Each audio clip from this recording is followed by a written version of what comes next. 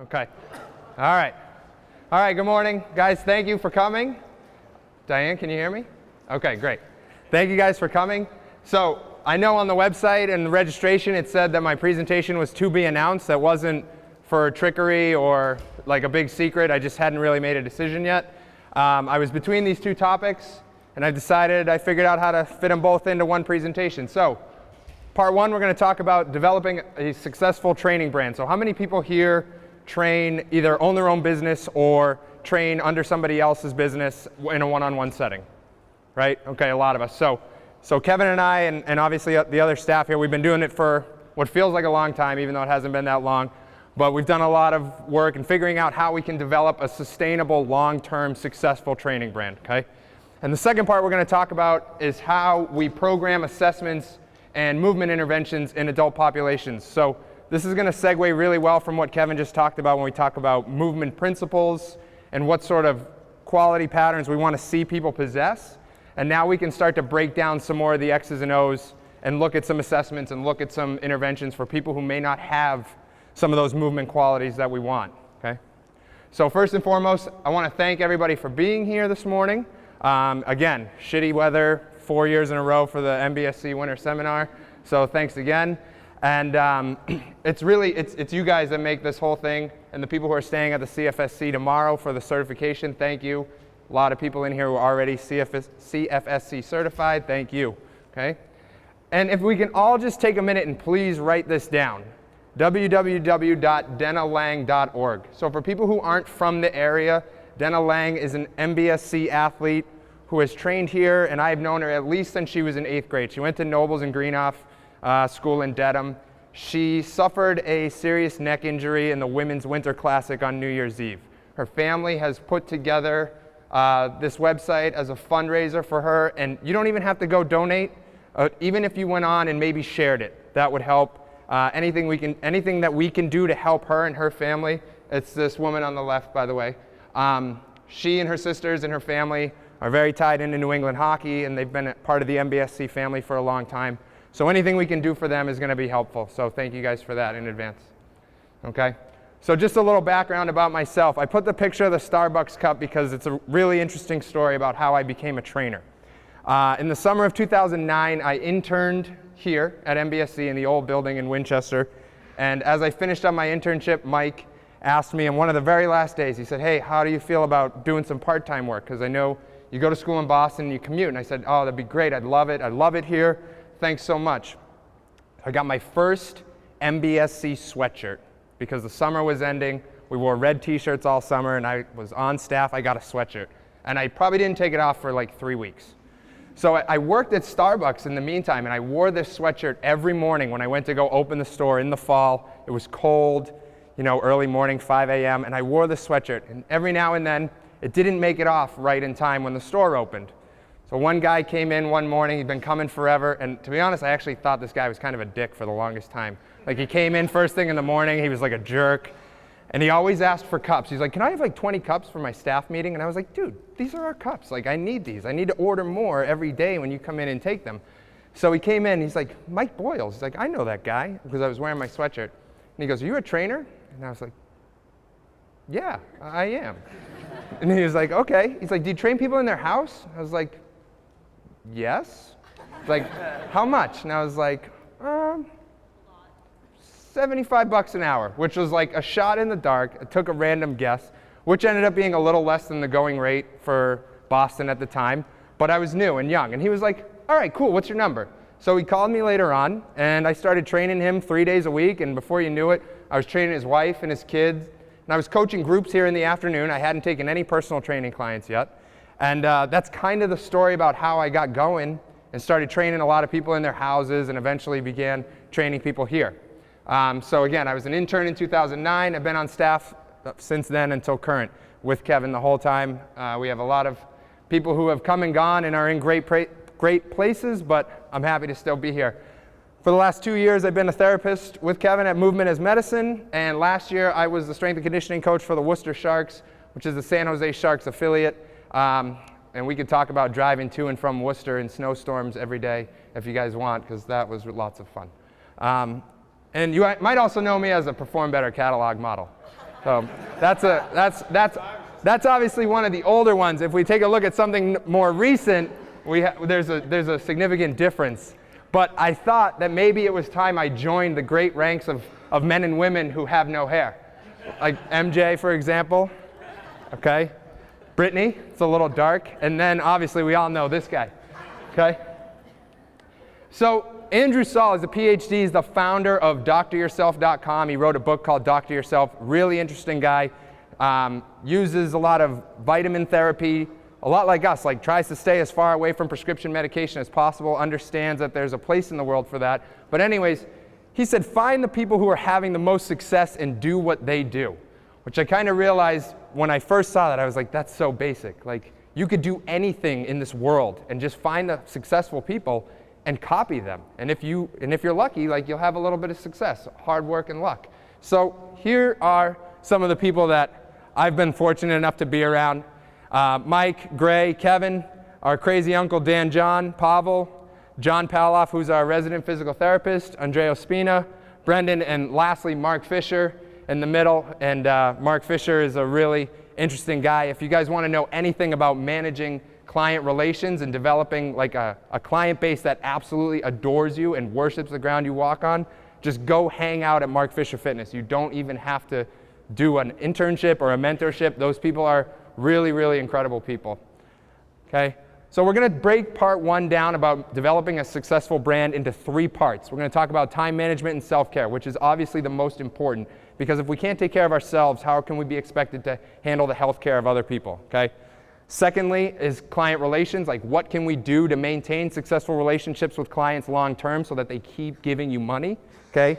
And lastly is social media and how to utilize it in a successful way that will market your brand and eventually bring you more income. Okay? So time management and self-care. This book is awesome. I'm going to give you a lot of books, so be prepared to write them down. Okay, Mike started a book club with us on staff, so every 2 weeks he buys us a book, we read it, and then we submit like very easy, short book reports, couple sentences. It's been awesome. It keeps everybody honest about their self-care, and everybody's really benefited from this. So The Perfect Day Formula by Craig Ballantyne is an awesome book. I read it in like an hour and a half. It's short, it's sweet, but you gotta read it. And the biggest takeaway I had from it was that we need to live our lives scripted and not reactive, okay? We need to have a plan. You need to have a plan every day outside of what you do from 9 to 5, or for us, what we do from 5 to 9, okay? So we need to think, what am I gonna do when I have this hour off with no client? So I don't end up sitting around, maybe I check Facebook, maybe I, grab a bite to eat. Like, let's plan out everything, because just like everybody else, like, we have shit to do. Like, I gotta get my oil changed. I gotta, I used to have to go get my hair cut. I have to, go get laundry if Kevin and I are like dropping sheets off. I have stuff to do, and if I don't plan it all out, like 15, 20 minutes will go by of my hour off or my 2 hours off, and I'm like, I was just completely unproductive. So I need to script out every single block that I have available, okay? So this is what Kevin got me last year. It's called the Passion Planner. The Passion Planner is awesome. This is a photo right out of mine, so you can see some of the things. It makes you focus on what your big to-dos for this week are, okay? What are good things that happen, your personal to-do list, your work to-do list, okay? In the middle, I've just put C Genbook, okay? And I'll go over what Genbook is, okay? But looking on the left, you see on Sunday, I have to make time for Tommy. That's Tom Brady, for those of you who aren't sure, okay? But seriously, the Passion Planner is awesome, and it helps you to script out everything. And then at the end of every month, it also has you reflect on what you did over the month and things that were good, things that you can improve on. Like, for example, my fiance who's in the back, Molly, we went to the Dominican Republic, and it asked on the flight home, said, name 3 lessons you learned. And I was like, number 1, print your travel documents, because I had no cell service and I couldn't access my travel documents. 2, like, bring extra cash, more than you think you need when you're traveling internationally, because all my credit cards got shut off, okay? So thinking about little things like that, using the Passion Planner is awesome. And then if you're busy, use Genbook. It's the best, $20 a month we spend, okay? And it monitors scheduling for Kevin, myself, Brendan, and Scotty, okay? Genbook is awesome. It allows people to book online, okay? So it gives you something that you can put on your social media profiles, like, hey, you're interested in training? Use this. Click here, book an appointment, okay? So Genbook has been awesome. It helps me to obviously keep my client schedule organized, but then I can also block off things before and after my work day as a reminder to myself to use GenBook. I don't use the calendar on my phone or on my Mac anymore. Everything's on genbook.com, okay?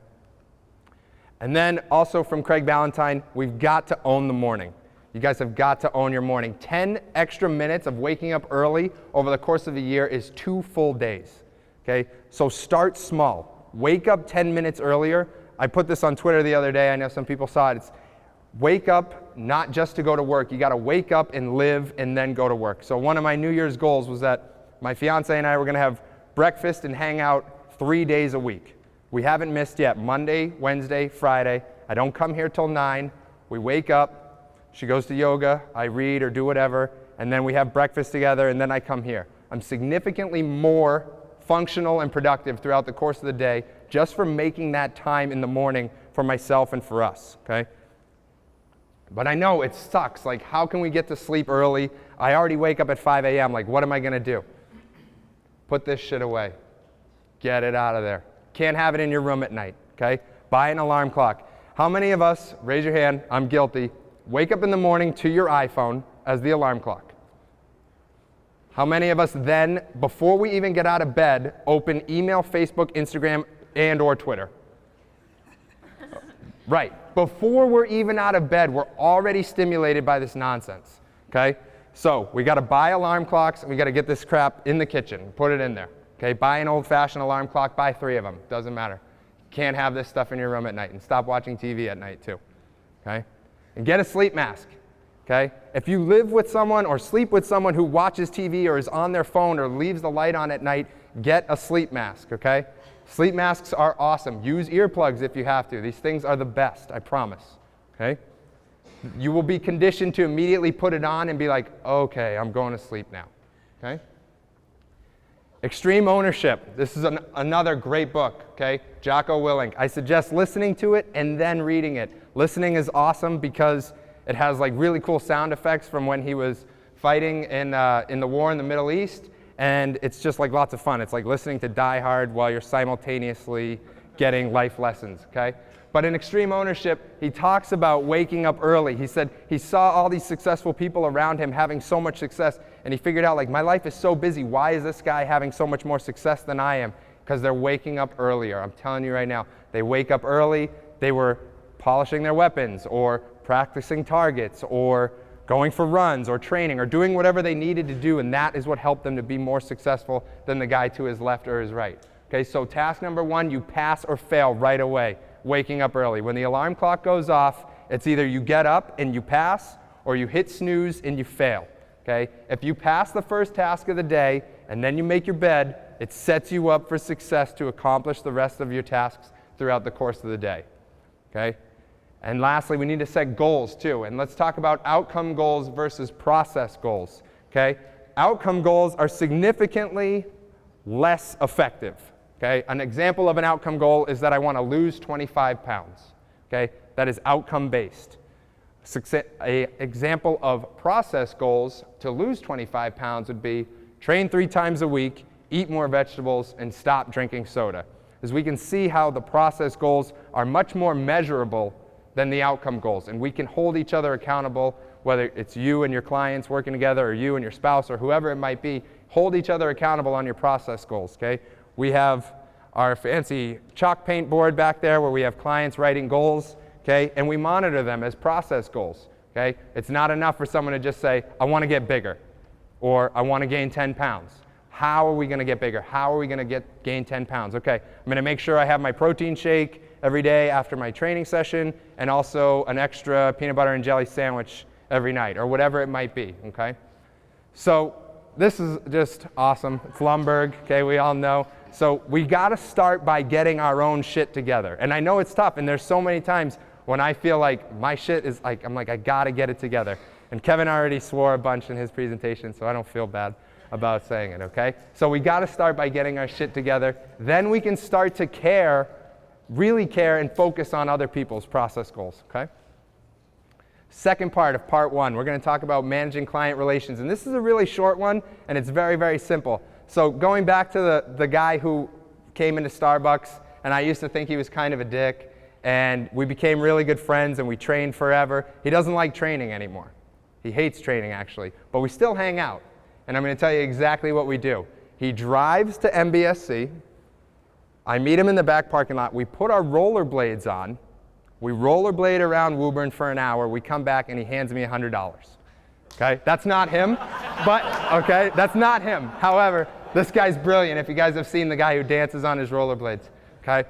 But seriously, this guy is just my friend now, and he pays me $100 an hour to rollerblade with him. Like, that's silly. But it's awesome. It's great for me. It's great for him. He's a smart, successful guy, so I pick his brain about business the whole time. But the number one thing, like the reason we're still such good friends 6 years later, even though we don't train anymore, is because neither one of us are dickheads, okay? It's in this book, Legacy. Read Legacy. It's a story about the All Blacks, okay, the rugby team from New Zealand, and how they have managed to have such success in the rugby world over the course of their existence. They've been the best rugby team in the world forever, basically.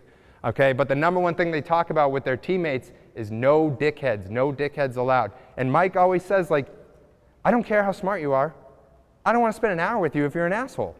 And that's 100% true, okay? So we have to remember that we're here to make people feel better, not just movement quality, but about themselves, okay? So we need to be super nice all the time.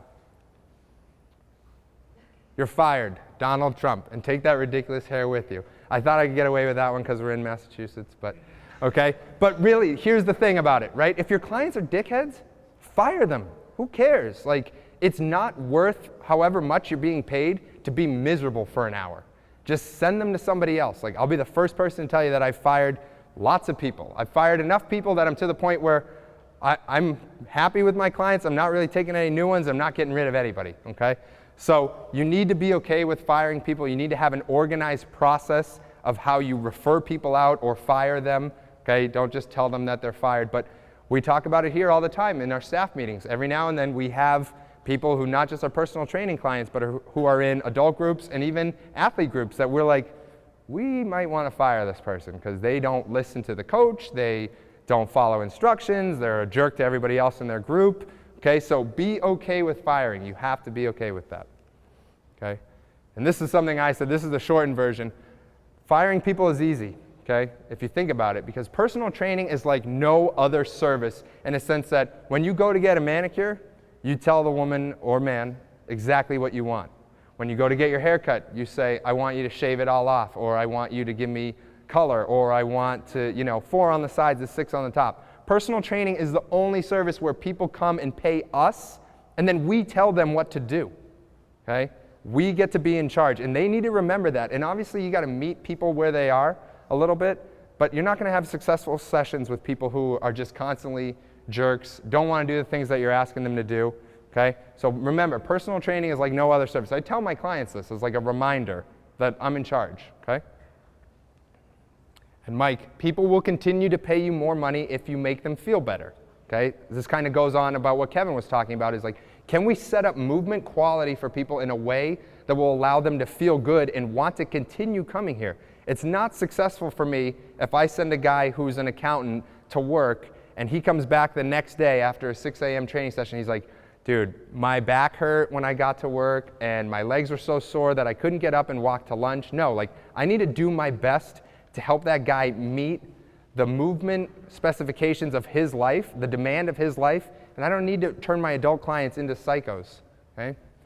And then you want to think about your income, okay? Does anyone know what $52.08 an hour is?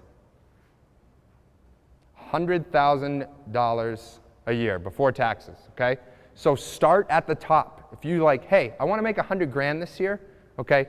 How much money do you need to make a month? Then how much money do you need to make a week?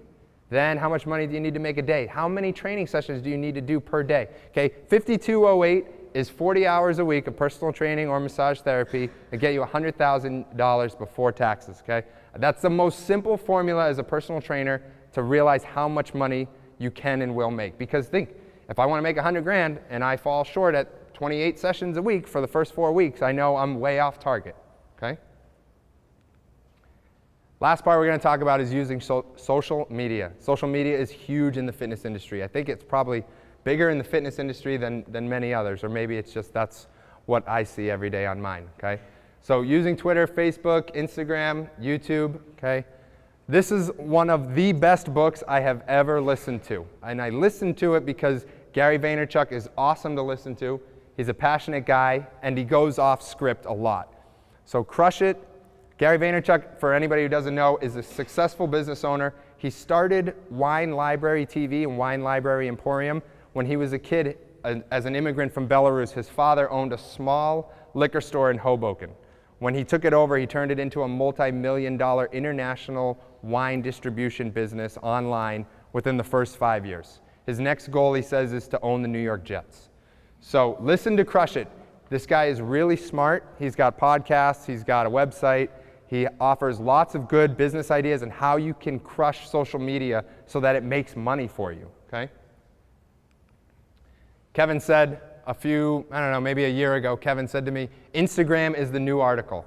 When we started posting a lot of videos and pictures on Instagram and we started realizing that we were having a lot of success and getting more followers, okay? And Kevin said, Instagram is the new article. So how many people have scrolled through Facebook or Twitter and been like, oh, that looks like a pretty interesting article, but I don't have time to read it right now, so I'm going to click on it and go back to it later? Okay? And how many times have you actually not gone back to it?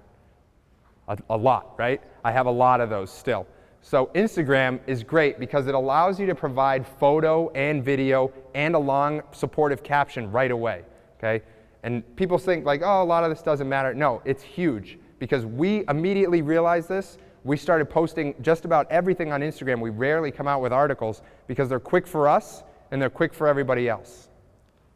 Okay? So just to show you, this photo on the left is 110 weeks old. It's pretty good box hip flexor stretch. It's a good demonstration of what you should do. Pretty helpful, useful information with a really short caption by us and 12 likes. Okay? 110 weeks ago. 6 weeks ago, and we don't have the whole thing, a much more elaborate, we realized like, hey, let's turn these into articles. Okay, 447 likes. We're now at about 14,000 followers on Instagram. And people think like that doesn't really matter, but it does because every week, not a week goes by without an online inquiry or a local walk-in from somebody and I'm like, hey, how'd you find out about us or how'd you hear about us? Like, oh, a friend tagged me in one of your Instagram posts and now I follow you guys on Instagram. And so I thought I'd come in and get an appointment. Or an email that's like, hey, I follow you guys on Instagram. I'm in California, and I was hoping to set up online personal training. Okay? So this stuff really does work. And it's free. Okay? So they say the number of followers you have doesn't matter. However, there's a strong case to make, considering the people with the most followers typically have the most money. And if we think about Twitter, and we think about like professional athletes, they have tons of followers. They also have tons of money. We think about politicians, tons of followers, tons of money. Mike Boyle, tons of followers, tons of money, okay? So we think about these things, right? And we try to develop ourselves to think like, if we create more opportunity for ourselves, more exposure, then we're going to have more success, okay? We're going to have more success with more exposure, okay? So to summarize a quick part one, just about how to manage some of your own social media accounts and your self-care and things like that. Organize and prioritize yourself, okay? Make sure that we're living scripted, not reactive. This is my favorite quote of 2015. And I finished this book right before the new year, okay?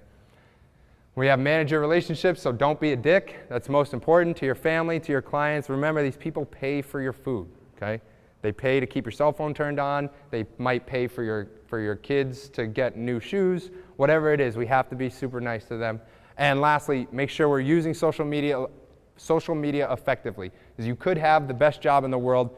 Your friends will pay you money to watch them exercise. Like, how cool is that? If you think about it, like, you develop yourself over 5, 6, 7 years of success, and your clients become really, really good and movement efficient. They come in, you tell them what to do. Like, you don't even have to demo anymore. You just walk around and talk to your friends, and they pay you money, and then they leave. Like, what could be better than that, right? It's like, hey, what's up? What are you doing? Cool. All right, do some split squats, and then we're going to go do a bunch of other stuff. All right, thanks for your money. Bye. Like, they know what to do. They've been coming for a long time, right? So develop these relationships and make them long-lasting. Okay? Any questions on part one? Part one was quick. We're going to get into X's and O's. Yes, Deanna. How do you fire a client or in a group setting like a well poisoner? Somebody who's just taking everybody down. Okay. So the question was, how do you fire a client or someone in a group setting that's just taking everybody down? And where's Bob? That's Bob's job. No, no, but for us, what I'll try to do is if it's not working with someone, the first thing I'll do to try to like let them down a little easy is I'll see if I can make a referral with someone who it might work. If I can think about somebody, whether it's here or somewhere out in the training world, where I'm like, hey, these two personalities might work together okay, where mine does not. Like, it has to be just like any other, has to be like a marriage or a boyfriend, girlfriend. Like, the relationship has to be there both ways. One person can't be giving in 100% and the other person none. So the first thing I'll do is I'll try to consider if someone else can manage this situation well.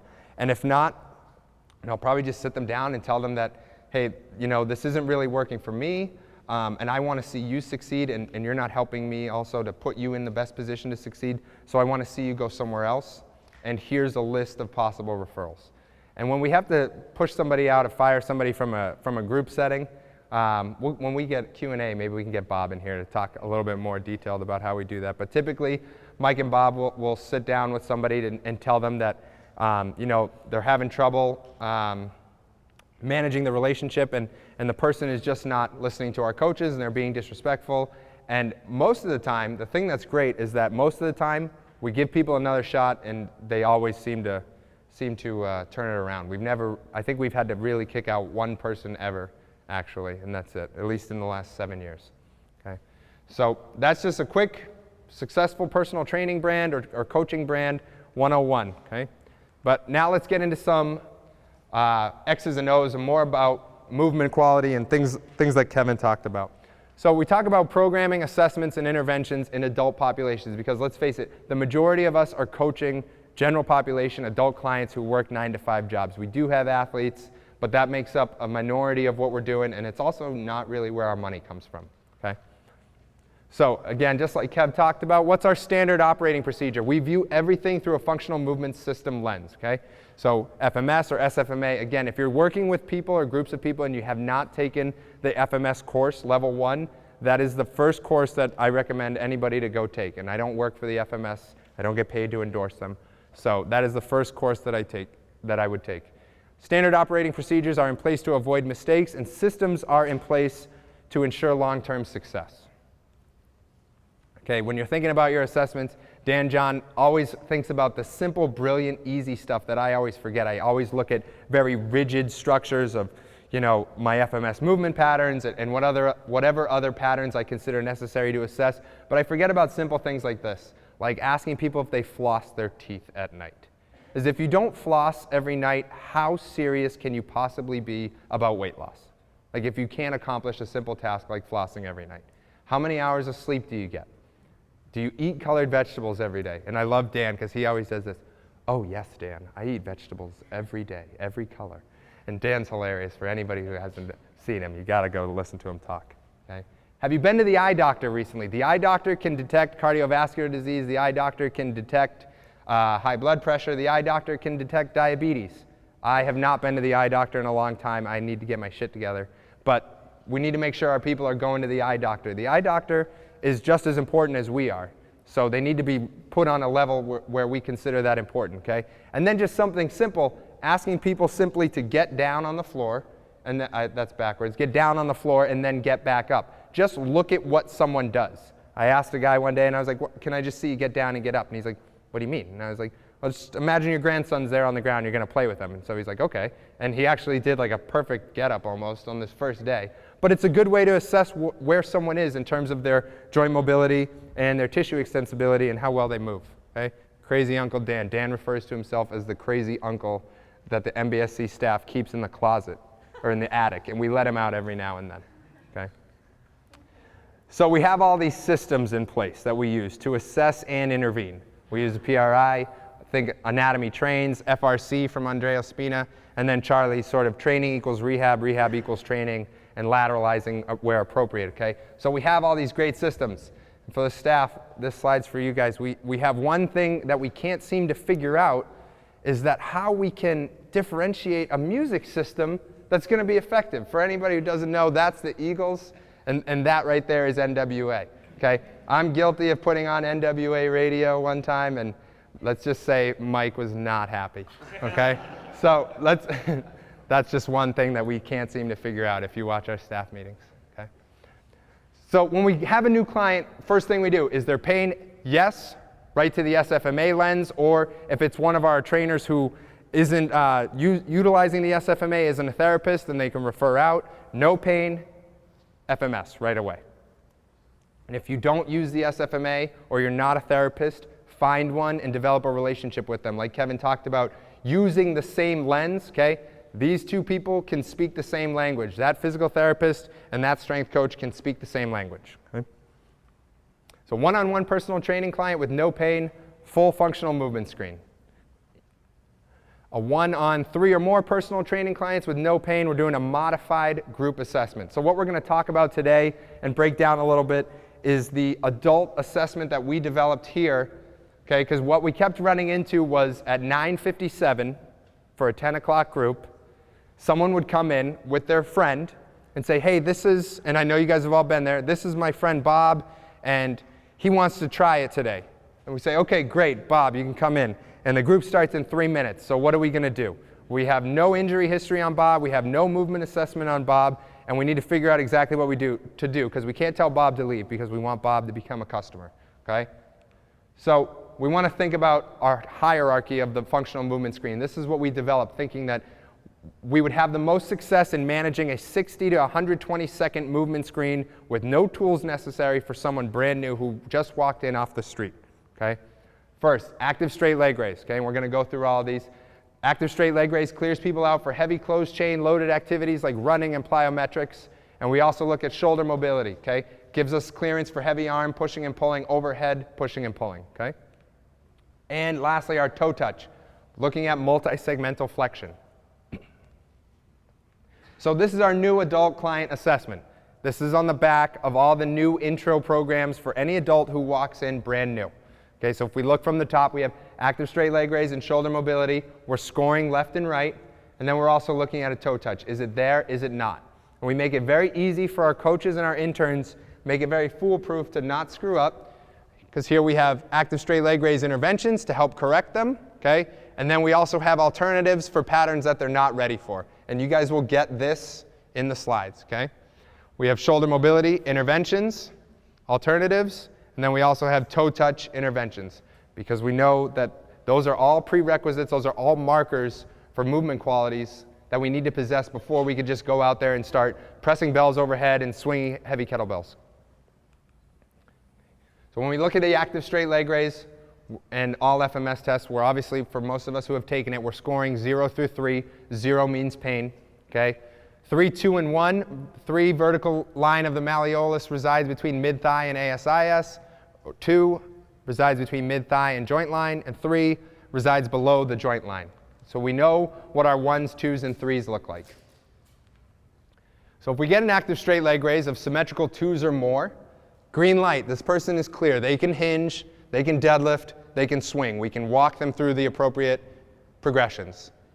If they're at a 1, okay, or even a 0, which might mean a referral in your case, okay, we're applying the appropriate interventions. We're going through our breathing intervention, we're applying soft tissue intervention to the hip and glute, and then we're going through our leg lowering progressions. Okay, so we've already seen a few of these from Kevin. Okay, this seems to be our most effective, go-to, easiest to intervene with, 90-90 hip shift, okay, with a posterior tilt. We like to use straws. We know that PRI people like to use balloons. We started with balloons and there were balloons everywhere. So we got rid of the balloons. There were balloons all over the ground, but there's actually straws everywhere now too. So, but the balloons just tend to be a little bit more difficult for people. Okay, soft tissue intervention. Okay, posterior hip pin and stretch with a lacrosse ball. We're thinking about what are some of the limiting factors that are preventing them from getting that symmetrical 2 or 3 on their active straight leg raise. Okay. Posterior hip self-mobilization. Okay. Posterior hip rocking stretch. We just started calling it the butt stretch because clients didn't really understand when we would tell them over and over again the hip rocking stretch. We just call it hip rocking or butt stretch. Okay, and then lastly, Kenny, there you go, pal, our leg lowering progressions. We start getting people going through leg lowering progressions, which some of you might already be doing. But think about if we don't apply some of the necessary interventions before, okay, whether it's doing the soft tissue work or doing the posterior hip capsule stretch, we might be banging our head against the wall doing leg lowers for a year wondering why when we retest the active straight leg raise, it hasn't gotten any better. Okay, so we need to follow the hierarchy. And then when we look at shoulder mobility, our 3-2-1, fists are within 1 hand length, fists are within 1.5 hand lengths, or fists are not within 1.5 hand lengths. So we know if we get 2+, we're good for pushing and pulling. Okay, we like to think that most people will be clear as long as they show us 2s or 3s, but an appropriate, acceptable progression looks something like this. Like, I want to make sure that people have quality push-ups before I just start letting them press heavy bells overhead. And then we like to work people through some angled overhead pressing with the landmine, okay, and then have us see that they have all the prerequisite shoulder flexion, that they can clear out shoulder flexion without any compensatory patterns through any other spots of their spine before we let them go overhead. And then if we think we have 1s or 0s, again, intervention starts with breathing, soft tissue, okay, then we apply the appropriate movement drills, floor slides or thoracic rotations. So I took out the breathing since you guys already watched it. Then we have a posterior shoulder pin and stretch.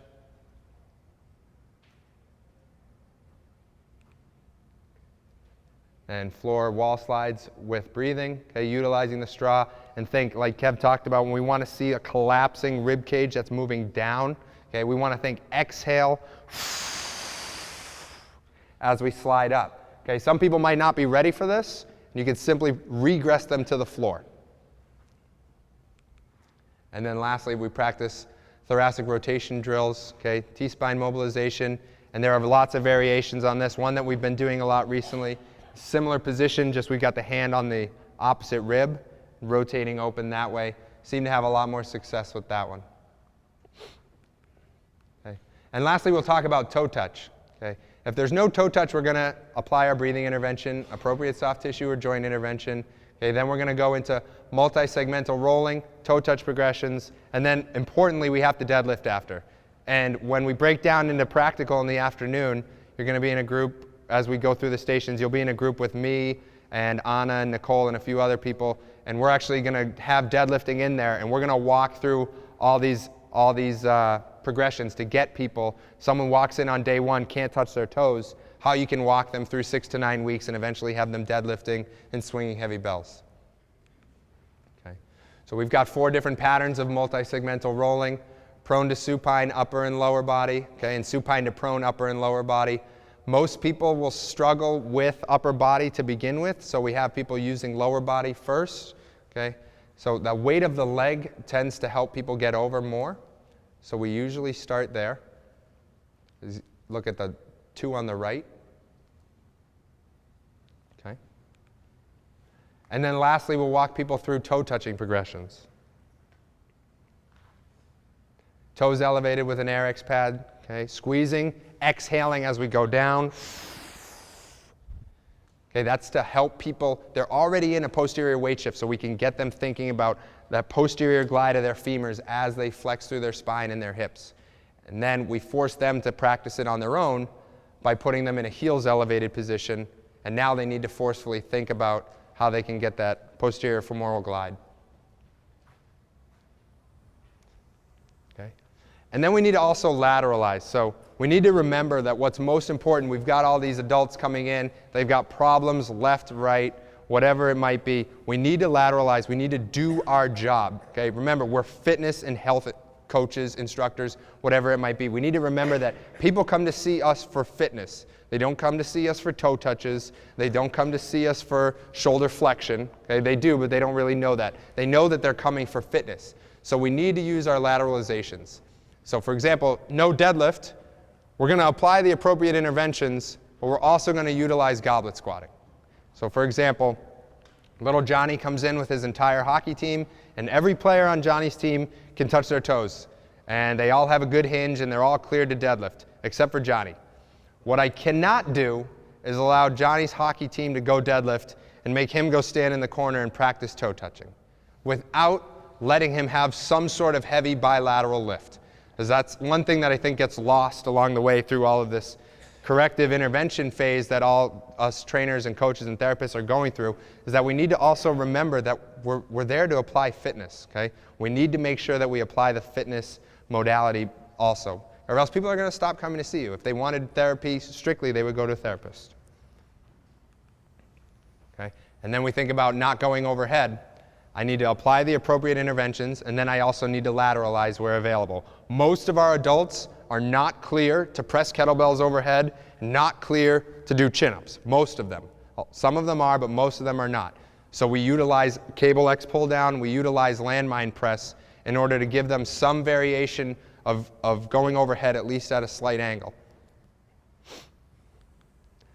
So to summarize part 2, okay, and we're right on time, I'm catching us back up, is that assessments are in place to avoid mistakes, but we have to remember that systems are in place for long-term success. So the thing that's great about utilizing these systems is that wherever we may be in the world of MBSC coaches and staff members, we know exactly what's going on in the gym all the time. Like Mike's in Lake Placid right now driving here, and he knows what's going on that side of the wall. He knows exactly what exercises are being utilized and what exercises are not being utilized. Because we have a system in place, all the coaches adhere to it. Even if we don't agree with it, we need to remember that it's Mike's name on the door, so we have to utilize his system. And if you're a gym owner and you have trainers and coaches who work for you, it's got to be the same. Sit down, pool together all the exercises you believe in. Give them a category, give them progressions, regressions, and lateralizations, and then build your system around there. I always use the exercise Russian twist as an example because we all know we don't do Russian twists. Like we don't like Russian twists. How do you progress or regress or lateralize that? What would be the appropriate answer? There isn't one.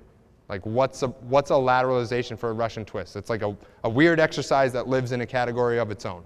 But if I asked you to regress a kettlebell swing, we know that it's a kettlebell deadlift. So we need to have these systems in place, and everybody on your staff or you as an individual need to believe in them in order to have long-term success. And then we also need to make sure that we make the appropriate referral when needed. Kevin and I use John Paloff, who's our resident physical therapist. We also use Holly Fitzgerald, who's a physical therapist down the street. We have lots of options. We have a big network. We need to check our egos and just make sure that if we can't help somebody, we're not having success applying the interventions that we believe in, and someone's not having success, that we need to refer out. Okay, and lastly, we need to make sure that we continue to do our job. Even though we have multiple modalities and multiple interventions that we can apply for these people who have movement difficulty, okay, they don't have movement literacy, we also need to make sure that we're doing whatever we can to apply the appropriate fitness intervention so that they continue to have success and get better and build up durability and have long-term health. Okay, thank you. Okay, lastly, this is where you can contact me. Email, Twitter, Instagram, okay, my personal stuff and the Movement as Medicine stuff is all there. And I can't reiterate enough, guys, what's really important to us here is if everybody could go here to denalang.org one more time and just share it or donate even $5. It would really mean a lot to us. Again, she's a very important member of the MBSC family, and we're pulling for her. So thank you guys very much.